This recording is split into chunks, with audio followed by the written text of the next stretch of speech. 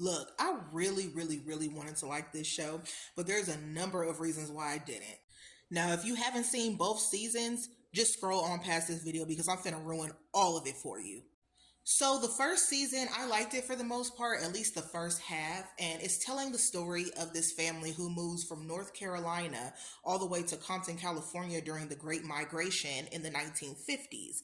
And during that time, Compton, California was a sundown town. It was an all-white town, and they did not want black people there. Side note, George W. Bush grew up there. So anyway, they escaped North Carolina and decide to move to Compton because of the racism in the South, only to be met with the same kind of racism once they moved to California. But I'm not here to talk about season one. I really want to talk about season two because I wasn't expecting for both seasons to tie into each other because I was under the impression that this was an anthology series like American Horror Story or something like that, where each season is different and they don't really tie into each other like that. You know what I mean? But then they kind of do as well, but like not really. You know what I mean? So basically, in season two, the main character is a detective of some sort, and she's investigating all these cases because there's a serial killer on the loose, and these people are dying in like these messed up ways, bones broken, mouth open, in like confined spaces, and all this crazy shit, right? So they're trying to figure out what's going on and why this is happening. And, through the whole series, for the most part, we kind of think it's the cop, but see, here's my thing. Even though it takes place, because like I said, the first season, it took place in the 50s. This season takes place in the early 90s. So it's around the time of the Rodney King beating.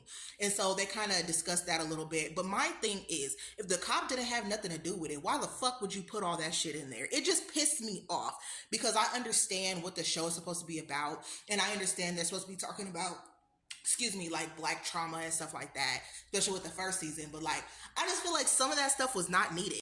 So here's one moment that pissed me off, that kind of irritated me, because of course it's 1991. The first season takes place in 1954. This is 1991. So of course they have to go over the Rodney King beatings and all that. So the son goes into the living room, and on the TV, the Rodney King beating is just playing over and over and over and over and over on the TV. Then he looks over to the couch. His mom is laying down like this.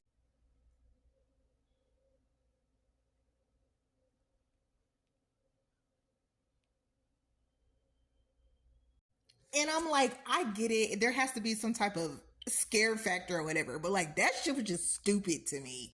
So then we learn about Luke James's character. I forget his name on the show. I think it was Edwin. And basically, he's an aspiring actor who works as like a mascot of some sort for some place that's kind of like Chuck E. Cheese and whatnot. But like he really wants to be an actor. He's been going on auditions. He gets this audition to be a serial killer or a serial underlifer. I'm sorry, I don't want to get flagged, but he gets this audition for this role, and he goes in there. It freaks everybody the fuck out to the point where like they're just like, no, like you need to get the hell out of here.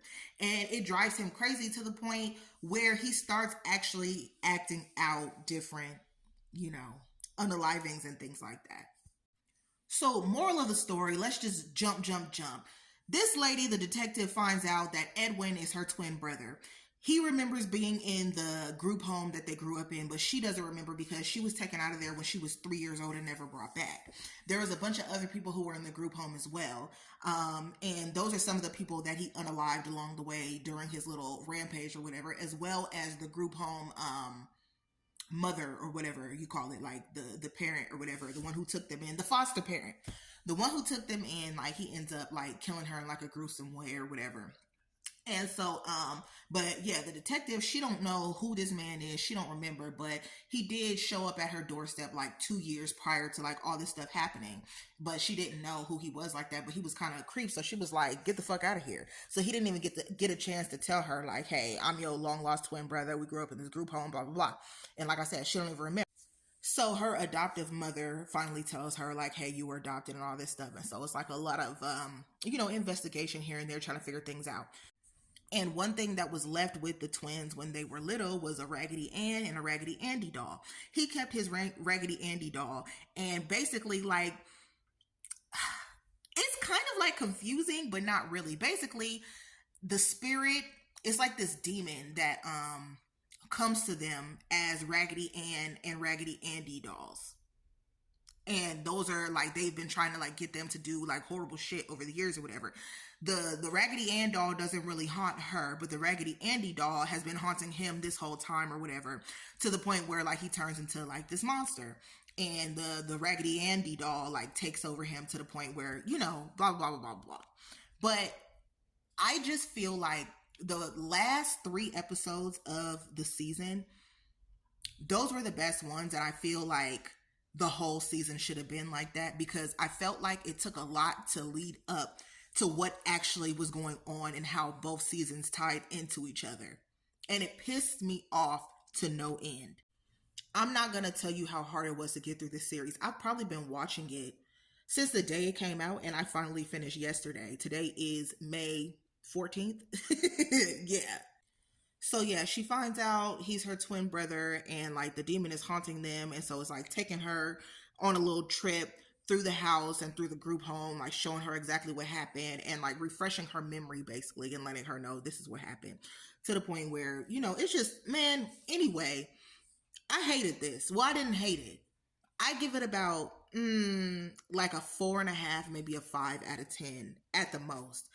I just like, I understood what they were trying to do, but I feel like it could have been executed way better. Oh, side note, Luke James did a wonderful job. He convinced me that he was crazy. The main character, I didn't like the fact that, for one, she was a detective, but it seemed like every time she found like an unalive person, she'd be like, oh, his body. Like, you do this for a living. I know you're not that freaked out every single time.